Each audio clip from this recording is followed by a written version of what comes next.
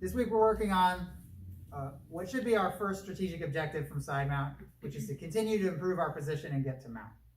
And I say it should be our first strategic objective because I think a lot of people get to side mount and they think, oh, now I get to submit him. And you'll hear the adage all the time in jiu-jitsu that position is more important than submission, or position before submission.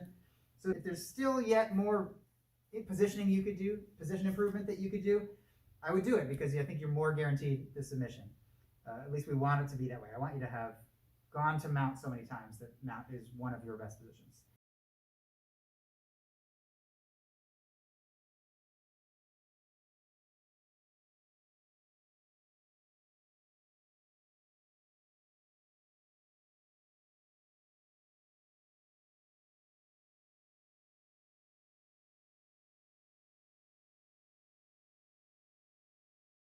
Going from side control to mount, I'm going to control the body first, and then the near and far arms, and then I can just step over. So body control, I'm going to control his belt, reach under his arm and hold his belt. And then I'm going to pull his arm through, and I rock him toward me so that my arm goes right next to his spine, and I put him back down with my chest. Now I can do near and then far arms. So for the near arm, I step up next to his hip, and I can bring my knee to his hip, and this knee is going to be my wrecking ball. I'm going to crash through his elbow and bring it up over his head. When he's trying to bring it in at the gap at my hip, I'm going to just hug him in so I'm too close for his elbow to fit. Now I can use, now it's the forearm. So I can use my spider walking fingers to open this up here. Once I get my hand up here, Pedro Sauer does do a little detail where he sort of hooks his own elbow here. He lets go of the belt here. And if he's trying to bring his elbow down, I now have two arms employed to keep it up. So try to bring your elbow to your side. Yeah.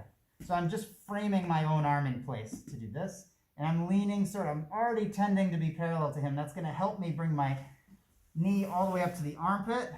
And then my foot's in place. You can see the only thing he can do, he can't elbow escape. The only thing he could do is bump right now. And if he bumps, it barely affects me because of how high I am. And I can just put that foot right in place.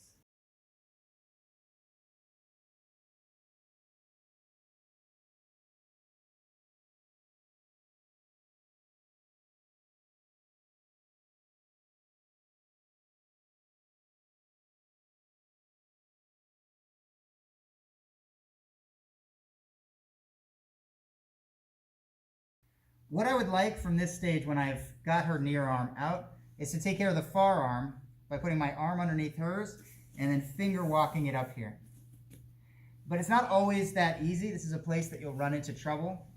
So we have another way to handle getting across the other side, and that is our infamous beaver tail. So what I'm going to do is, I'm trying, and she succeeds in keeping me down. I try, she's just too darn strong. Even two hands, like I'm having trouble. So what I'm going to do is, I'm going to, with her arm already out, I can now post my hands for base up in the corner, put my knee on her belly, and I'm going to drive it across until it touches the ground. So I'm not going to do the next step until my knee touches the ground. So I have base and right hand, right shin. I go until my knee touches the ground. Once it touches the ground, I can let go of her belt, and I'm going to switch my hips. And that's the sound of a beautiful beaver tail. This is the beaver tail finish on the same setup that we've been doing, which is body control. Scrape out the near arm, however you scrape it out. Good. And I just can't walk this up. Just cannot walk this up. So I'm going to go right hand in the top corner, because that's where she would bridge with any power. Right hand here, shin across the belly, and I go all the way until my knee touches the ground. Then I can take my hand out, and I'm going to pick up my left knee to allow my hips to fully switch. So see which way my face and my knees and my toes are pointing now? It's the opposite way I started. Knee touched down, and then I went here. And now I can go to here. Why do we do this? The reason that I turn and I beaver tail is because I still am worried that a savvy person would catch my foot here if I was lazy. Catches my foot, that's not mount anymore. I don't have a good solid mount. I haven't really passed the legs. What I really want to do is touch my knee down, and I want to travel through that airspace with my heel close to my butt, like as high and as quickly as I can, so that she can't catch it. And here, she can't catch it where it has landed on the ground. And then I'm going to right myself into a nice high mount.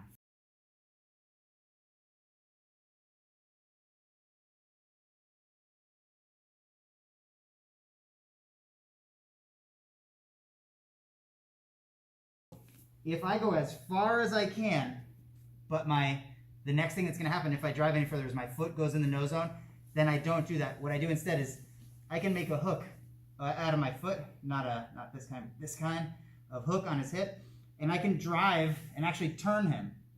So my weight driving actually turned my opponent. And sometimes you'll need to do that if your opponent's bigger than you, and that's okay. That is better than I go move around him, and now my foot's catchable.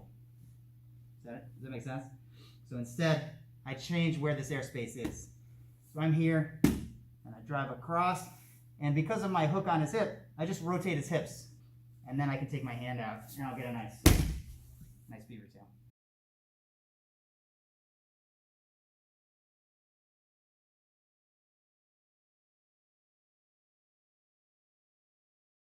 I'm going for the beaver tail, put my hand up in the corner, start driving my knee across, and either because he knows it's coming or because he flops, he just ends up on his side where the landing zone for my beaver tail is the danger zone where he could maybe catch my foot between his knees. Yeah, not what I want. So when he flops to his side, drive down with my knee to clear space, and now I can do the beaver tail. And you always sort of slide up and take as high a mount as you can. Higher the better for the mount.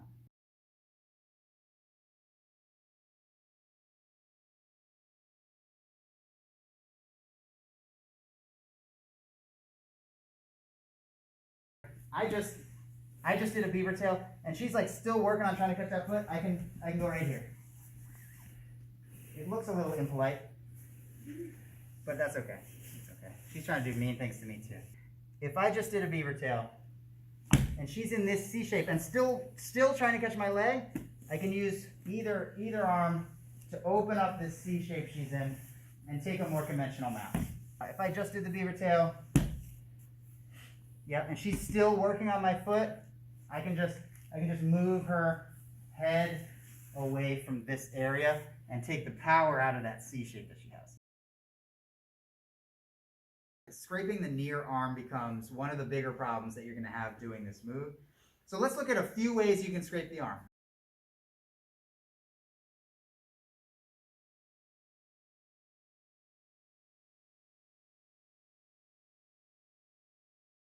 I'm going to take my hip side knee, actually, this one, the closer to his feet, and I'm going to sort of switch. And I'm wedging myself under. My knee, you can see, is coming under his arm. And then I can hand it off to the other knee, essentially, and bring it up over his head. I'm going to use the knee that's already closer to his elbow tip, we'll put it that way. The knee that's already under his elbow tip. And then I'm going to switch my hips. I start switching my hips. I can even walk this up a little bit. So you notice I've come to my toes so that I can push. And then this knee, coming in very closely behind, can pick up where the other one left off. And I can kind of force my way in there.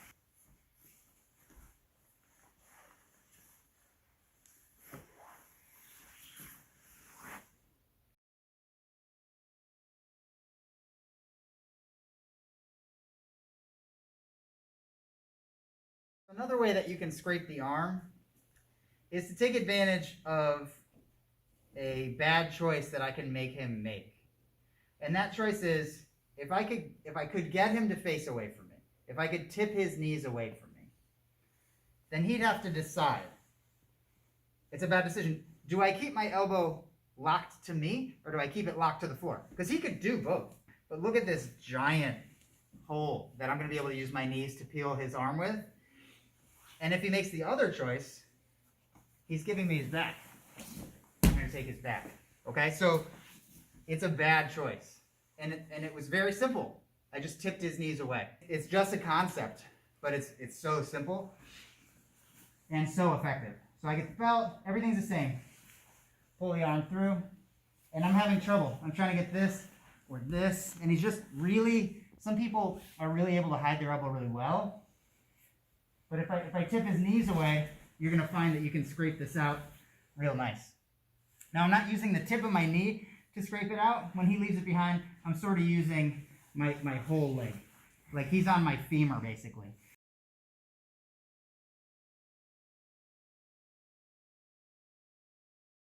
Let's talk about doing the knee tip without telegraphing it, okay? Because it might be a bit of a telegraph to put my hand on his leg. So if we're here and I grab onto this, you know, it doesn't help me if he bases his feet way out. You know, it's like, now I'm not going to roll him over that way. I'm going to have to do something different, and there are things. But anyway, it didn't help me in this moment when I thought maybe I would do this, and then he, like, you know, he frames out. So better not to telegraph that I'm about to use that. So I'm going to do that this way. I'm going to switch my hips again, and I'm going to go 1, hit him in the hip, 2, run underneath his knees, and now I can cut back and catch this. Okay? So I did that without my hand. So I did it with my legs. So this is running through his legs to tip the knees. Okay? So he might not know what I'm doing at all here. I might be distracting him up here. I'm going to cross my legs. So I do use the head side leg first to bump him in the hip bone, collect the legs, and I'm just trying to get basically along his femur here, and then I'll cut back. Okay, what that looks like is, right? And I didn't have to use my hand at all.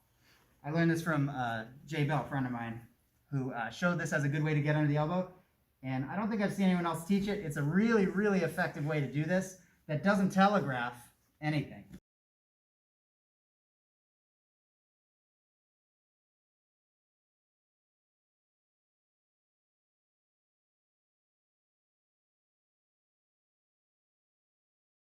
Sometimes, feeling my knee scraping by, they hide their elbows on their body. Yeah, this is a little bit different. This is good too for like bracing my weight. So sometimes their arms are up there anyway. Okay, so if I'm on top of somebody who looks like this, you know, I might have all my stuff. But if he puts like this elbow up, then all my scraping, I'm never gonna find his elbow scraping with my knee or turning him on his side. Like I'm not gonna find it that way. To use your femur, this bone, lay it on his body and peel it up. That's with my femur. I can feel where his arm is. His arm is on his body, so I'm going to lay my femur in there. So you notice I come a little bit further across him to do this, but that's what I have to do to lay my femur in there. This isn't working, so I come a little further across, lay my femur in there, and I get it out. Usually I'll get it out like this far, okay? You're not going to get it all the way up over his head when you do this. So when I don't get it over his head, I'm going to go toe, knee, toe, knee, toe, knee. Toe, knee, toe, knee, toe, knee. You will have to use the toe knee ratchet to get it the rest of the way up on this one, and maybe on the other ones too. Problem is, his elbows aren't on the ground. There isn't anything to scrape there. So instead I'm going to lean further across, lay my femur under his arm, and get it out as far as I can. And now, toe, knee, toe, knee. And I got to where I wanted to be.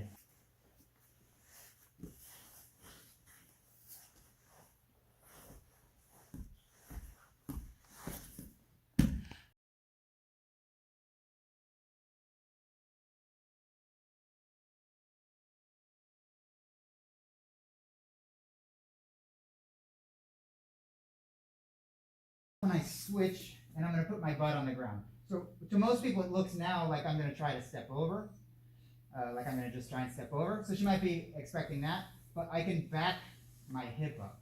So now I'm going to scrape it with my hip. And same thing, I'm going to hand it off from my hip to my femur. If I can do that without her getting her elbow down. I switch here. Now of course, I can't be here because her elbow is on this side of me. I'm trying to get low enough on her body that her elbow's behind me so that it's effective when I back my hip up. And now when I back my hip up, I do actually have a lot of good shearing force. I try to get my hip as close to her as I can and push off my feet. And this might be all I need to peel her arm out. And then I'm just gonna, when I switch, we're gonna work with our partner, make sure we don't leave any big gaps. So I don't obviously want to make all this progress to like get up and she brings it back down. That would not be good. So how do I maintain a connection? Well, when I back up, it probably has something to do with my femur on this leg, like my big leg bone, is keeping my femur close enough to her. See how when I got up, I kept my leg bone near her arm. So there really never was a moment where there was an empty space there. And now when she tries to bring it down, close, and we have it. Does that make sense? Yeah. So we're doing a handoff again like we did from knee to knee, but this time I'm doing it real sneaky with my hip, backing my hip over it.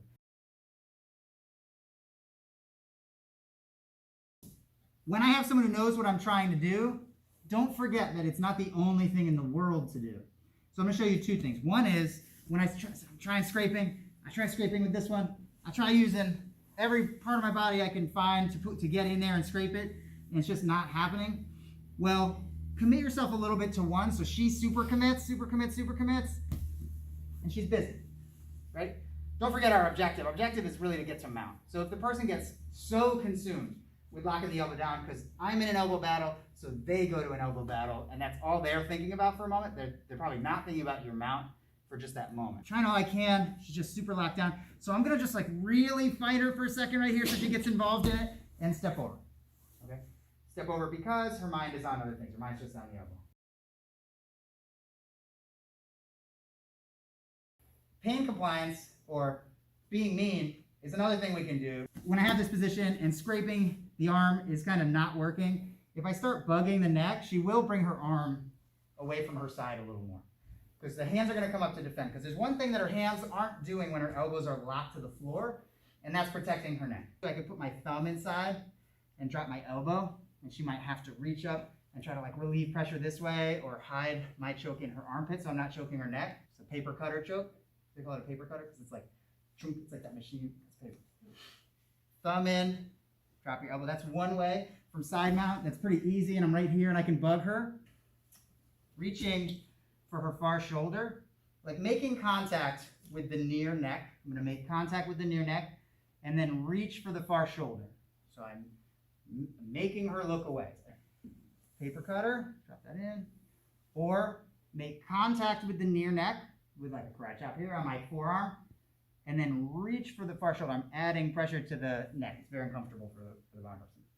When she gets really into defending this, which you're probably going to have to use that arm for, yeah, maybe that's a good time to step over. Or if I start bugging the neck, that arm might come up. Yeah, and now maybe I can scrape it.